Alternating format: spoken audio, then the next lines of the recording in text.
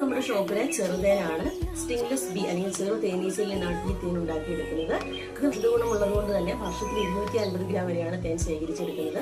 ഇതിൽ സെറുമൻ എന്നുള്ളൊരു വസ്തു ഉള്ളത് കൊണ്ട് ആ വസ്തു ഉപയോഗിച്ചിട്ടാണ് ഈ തേനീച്ചകൾ കൂടുണ്ടാക്കിയെടുക്കുന്നത്.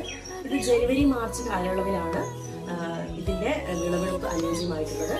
പ്രധാനമായിട്ടും കാണപ്പെടുന്നത് മരത്തിന്റെ പൊത്തുകളിൽ, അതേപോലെ വീടിന്റെ തറയിൽ, മതിലുകളിലൊക്കെയാണ്. നമുക്ക് വീടുകളിൽ ഇതിനെ ഉണ്ടാക്കിയെടുക്കാവുന്നതുമാണ്. നമ്മൾ ഇപ്പോൾ യൂണിറ്റുകളിൽ നിന്നാണ് ഇത് ശേഖരിച്ചെടുക്കുന്നത്. പോളൻ ബാസ്ക്കറ്റ് എന്ന് പറയുന്നൊരു സഞ്ചി ഉള്ളതുകൊണ്ട് ഈ സഞ്ചിയിലേക്കാണ് തേനീച്ചകൾ തേൻ ശേഖരിച്ചു കൊണ്ടുവരുന്നത്. അതായത് തെങ്ങിന്റെ പൂക്കളിൽ നിന്ന്, നാരകം, അതേപോലെ ചെറിയ പുൽച്ചെടികളിൽ നിന്നുള്ള തേനുകളൊക്കെ ശേഖരിച്ചു കൊണ്ടുവന്ന് ഈ പോളൻ ബാസ്ക്കറ്റിൽ ഇത് നിക്ഷേപിച്ചിട്ടാണ് തേൻ ഉണ്ടാക്കിയെടുക്കുന്നത്. മാർക്കറ്റിൽ ഏറ്റവും ഔഷധ ഗുണമുള്ളതും ഏറ്റവും റേറ്റ് ഉള്ളതുമായ ഒരു തേനാണ് ചെറുതേൻ.